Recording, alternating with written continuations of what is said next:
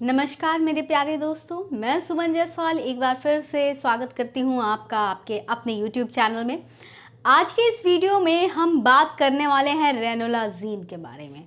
रेनोलाजीन जिसका brand name है रेनेक्सा। तो आखिर ये मेडिसिन किस लिए इस्तेमाल होती है, कैसे काम करती है, कॉन्ट्रा इंडिकेशन, साइड इफ़ेक्ट, मतलब पूरा रिव्यू हम आज के इस एक वीडियो में करेंगे। आपको सारी जानकारी इस एक वीडियो में मिलेगी। तो चलिए वीडियो शुरू करते हैं। तो सबसे पहले रेनोलाजीन का नाम सुन के जो एक पहला क्वेश्चन आता है, इसका इस्तेमाल क्या है। तो देखिए, क्रोनिक एंजाइना चेस्ट पेन के लिए है ये। देखिए, एंजाइना क्या है, एक विशेष प्रकार का चेस्ट पेन होता है, हृदय में दर्द होता है, सीने में दर्द होता है। क्योंकि जो हृदय होता है उसको उतना ऑक्सीजन नहीं मिल पाता जितने ऑक्सीजन की उसको ज़रूरत होती है, और जब उतना ऑक्सीजन नहीं मिल पाता तो एक भयानक तरह का चेस्ट पेन होना शुरू हो जाता है, उसको कहते हैं एंजाइना। तो अगर ऐसा पेन हो रहा है तो उस कंडीशन में इस दवा को दी जाती है। ठीक है, अब देखिए, ये दवा यानी कि अगर एंजाइना को रोक रही है तो ये किस क्लास की ड्रग है, एंटी एंजाइनल। अब अच्छा, इसका एग्जैक्ट मैकेनिज्म ऑफ एक्शन की अगर मैं बात करूं तो उसको लेके कुछ क्लियर नहीं है कि इसका एग्जैक्ट मैकेनिज्म ऑफ एक्शन क्या है, ये कैसे काम एग्जैक्टली करता है। ठीक, अब देखिए, सबसे पहले आपको बता दूं कि ये टैबलेट के फॉर्म में आता है और इसको दिन में 2 बार ली जाती है। दोस्तों, आगे बढ़ने से पहले आपको एक बार याद दिला देती हूँ यूट्यूब पे हमारे दूसरे चैनल के बारे में, जिसका लिंक मैं डिस्क्रिप्शन में शेयर कर रही हूँ, 10 डायरेक्शन न्यूज़ के नाम से। प्लीज़ आप हमारे उस चैनल को विजिट करके ज़रूर सब्सक्राइब कीजिएगा। ठीक है, अब देखिए, ये क्या करता है कि ये कंडीशन को कंट्रोल कर लेता है, मतलब चेस्ट पेन जो हो रहा है उस स्थिति पर ये नियंत्रण पाने के लिए ये दवा काम करती है, लेकिन ये उस स्थिति को क्योर नहीं करती है, ठीक नहीं कर सकती है।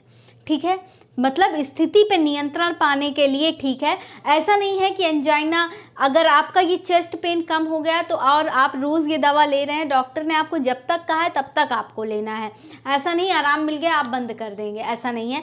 और ना ही ये अटैक की फ्रीक्वेंसी को कम करता है, मतलब ये क्योर नहीं करता, सिर्फ कंडीशन पे नियंत्रण पाने के लिए ये दवा ठीक है।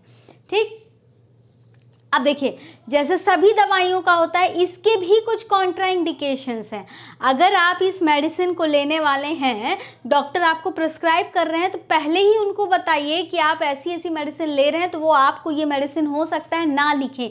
कौन सी मेडिसिन है देखते हैं, जैसे कि itraconazole anti fungal, ketoconazole, clarithromycin और HIV human immuno deficiency virus के लिए जिन दवाइयों का इस्तेमाल होता है, लाइक एंडेनावीर, रेटिनावीर, लोपिनावीर और सेक्विनावीर, ये सारी दवाइयाँ अगर ले रहे हैं तो भी इस दवा को नहीं ले सकते हैं।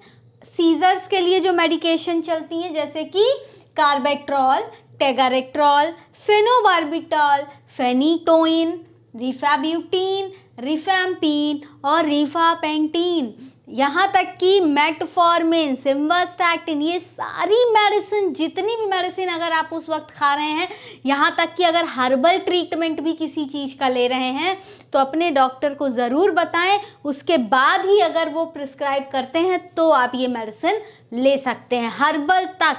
हर्बल तक की मैं बात कर रही हूँ, हर्बल भी। ठीक है, ऐसा नहीं कि हर्बल तो कोई साइड इफेक्ट ही नहीं होता, ये खा सकते हैं, इसको भी खा लेंगे। अपनी मर्जी से कुछ नहीं सोचना है, डॉक्टर को ज़रूर बताना है, इत्तला करना है डॉक्टर को। ठीक है, अब आगे बढ़ते हैं। अब अगर पेशेंट को लीवर संबंधित कोई समस्या है तो इस दवा का सेवन नहीं किया जा सकता है। हो सकता है डॉक्टर आपको ये दवा ना लिखें। अगर प्रेगनेंसी है दोस्तों, प्रेगनेंसी प्लान कर रहे हैं तो उस कंडीशन में भी थोड़ा सा एब्स्ट्रेन होते हैं, इस दवा को नहीं दिया जाता। फिर एक इम्पॉर्टेंट बात, ये दवा डिजीनेस कॉज करती है, मतलब हमेशा आप नींद में रहेंगे अपनी दुनिया में, तो डिजीनेस कॉज करती है। इस वजह से अगर कोई ऐसा काम है जिसमें कंसंट्रेशन की ज़रूरत है तो वो काम आप नहीं कर सकते हैं इस दवा को लेने के बाद। ठीक, ये इतने सारी इसके कॉन्ट्राइंडिकेशंस हैं, आगे और भी मैं बताऊंगी आपको। अब देखिए, कुछ खाने पीने की बातें कर लें तो अगर आप ये मेडिसिन ले रहे हैं तो आप ग्रेप फ्रूट या उसका जूस बिल्कुल भी ना लें, ठीक है। ग्रेप फ्रूट या फिर उसका जूस आप बिल्कुल भी ना लें, ध्यान से सुनिएगा, ठीक। अब आते हैं साइड इफ़ेक्ट। भाई साइड इफ़ेक्ट्स दवा है, फ़ायदे हैं, नुकसान भी होता है, थोड़ा बहुत साइड इफ़ेक्ट्स हो जाते हैं, उस पर बातें करते हैं। दोस्तों वीडियो अगर अच्छा लगे ना तो प्लीज़ लाइक कीजिएगा, और चैनल पे नए हैं तो एक सब्सक्राइब बनता है, और वीडियो शेयर कीजिएगा, जानकारी लोगों तक पहुंचनी बहुत ज़रूरी होती है इसलिए, ठीक है। अब साइड इफ़ेक्ट की बात कर लेते हैं भाई। तो क्या नौसिया मतलब उल्टी जैसा लगना, जी मिचलाना, कॉन्स्टिपेशन, हेडेक हो सकता है, और डिजीनेस तो मैंने पहले ही बताया आपको, हार्ट बीट इर्रेगुलर हो सकती है, सांस लेने में तकलीफ भी हो सकती है, हो सकता है फेंट हो जाए पेशेंट, ऐसा भी हो सकता है, थोड़ा बहुत बेसुध भी हो सकते हैं, ठीक है। तो ये सारे इसके साइड इफ़ेक्ट्स हैं दोस्तों। अब देखिए आगे बता देती हूँ आपको कि ये सारे साइड इफ़ेक्ट्स तो ठीक है, और अगर इनके संग कुछ और भी हो रहा है ना, कुछ और स्थितियाँ आ रही हैं, तो आप डॉक्टर से सलाह मशवरा ज़रूर करें, ठीक। आगे बात करते हैं। देखिए वीडियो से रिलेटेड कोई सुझाव होना तो कमेंट सेक्शन में आप सुझाव दे सकते हैं अपने, मैं उन सुझावों को पढ़ती भी हूँ और कोशिश करती हूँ अपने वीडियोस में इनकॉर्पोरेट करने की। देखिए अब एक बात और बताऊँ आपको, ये एंटी एंजाइनल तो है ही साथ ये HB1AC यानी कि ग्लाइकोसिलेटेड हीमोग्लोबिन का लेवल, यानी कि ये टेस्ट क्या बताता है, पिछले 2-3 महीनों का ब्लड ग्लूकोज लेवल बताता है। तो अगर ये दवा ले रहे हैं तो ये HB1AC को भी इम्प्रूव करता है किसी हद तक डायबिटीज़ पेशेंट्स में, ठीक है। अब आ जाते हैं, कुछ पेशेंट ऐसी शिकायत भी करते हैं कि इस दवा को लेने के बाद उनके यूरिन का कलर बहुत डार्क हो गया है, ठीक है, और जबकि वो ज़्यादा पानी भी पी रहे हैं फिर भी डार्क है। तो घबराने की ज़रूरत नहीं है, ये ऐसा होता है, ठीक है। इस दवा को लेने से यूरिन के कलर में चेंजेस आते हैं, लेकिन ये चेंजेस तभी तक ठीक है अगर इनके संग कोई और समस्या ना हो रही हो। चेंज है इन यूरिन भी और भी बहुत सारी समस्याएं साथ में हो रही हैं, तो डॉक्टर से सलाह करना बहुत ज़रूरी है। बाकी डिसकलरेशन ऑफ यूरिन इस दवा को लेने से होता है, ठीक, लेकिन इसके संग कुछ और हो रहा है तो चिंताजनक। आगे देखिए, अब कुछ लोग बोलते हैं कि भाई डायबिटिक पेशेंट तो है ही, मेटफॉर्मिन ले रहे हैं, कोलेस्ट्रॉल बढ़ा हुआ है, सिम्वास्टैटिन ले रहे हैं, तो क्या करना है। देखिए अगर ये दवा रेनोलाजीन, मेटफॉर्मिन या फिर सिम्वास्टैटिन जो कि कोलेस्ट्रॉल लेवल को कम करती है, और मेटफॉर्मिन जो डायबिटीज़ में दी जाने वाली सबसे पहली दवा होती है भाई, तो देखिए अगर ये दोनों दवा ले रहा है कोई पेशेंट कोलेस्ट्रॉल का और डायबिटीज़ का, तो उनको रेनोलाजीन नहीं दी जाएगी। क्यों नहीं दी जाएगी, क्योंकि ये क्या करेगा, रेनोलाजीन मेटफॉर्मिन के लेवल को ब्लड में बढ़ा देगा, और या फिर सिम्वास्टैटिन के लेवल को भी, और जब लेवल ब्लड में बढ़ता है किसी मेडिसिन का, एक्सक्रीट नहीं होगी तो उसका क्या हो जाएगा, टॉक्सिसिटी होने के चांसेस हैं। तो अगर सिम्वास्टैटिन रेनोलाजीन के संग ले रहे हैं या फिर मेटफॉर्मिन रेनोलाजीन के संग ले रहे हैं तो ना लें, थोड़ा सा ये बहुत ज़्यादा डेंजरस है, टॉक्सिसिटी होने के चांसेस हैं, ठीक। ये तो ही बात।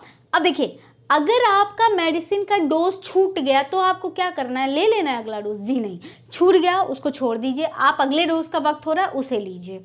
अब दूसरी चीज़, इसे आप खाने के साथ भी ले सकते हैं, खाने के बाद भी ले सकते हैं, ये आपकी मर्जी है, ठीक। दूसरी चीज़, अब और एक इम्पॉर्टेंट बात रेनोलाजीन से जुड़ी, कि इसको जिस कंटेनर में आप रख रहे हैं उसी कंटेनर में रखते रहिए, और इसको इधर उधर रखने की कोई भी आवश्यकता नहीं है। ये तो हैंडलिंग रिलेटेड थोड़ी सी जानकारी थी जो मैंने दे दी।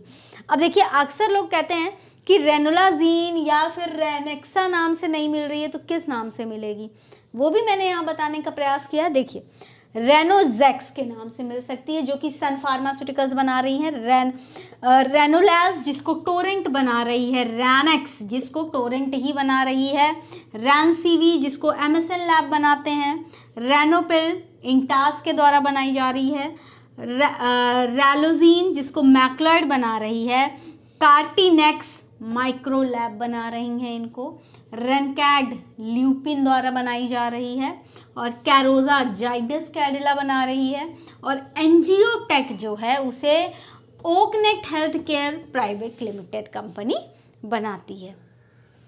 देखिए दोस्तों, ये मुझे लगा कि इतनी जानकारी आपको दे देनी चाहिए, सो मैंने दे दी। हो सकता है कुछ छूटा होगा, लेकिन मैंने पूरी कोशिश की है कि सब कुछ आप तक पहुंचा दूं एक छोटे से वीडियो के माध्यम से। उम्मीद करती हूं अच्छा लगा होगा। अच्छा लगा तो लाइक कीजिए, चैनल पे नए हैं तो सब्सक्राइब कीजिए और वीडियो शेयर करना मत भूलिए। अपने सुझाव कमेंट सेक्शन में ड्रॉप कर सकते हैं। अब मैं सुमन जायसवाल आपसे विदा चाहूँगी, अगले वीडियो में मिलूंगी, किसी नई मेडिसिन को रिव्यू करेंगे, नई समस्या पर बातें करेंगे। तब तक के लिए थैंक यू वेरी मच। स्वस्थ रहिए।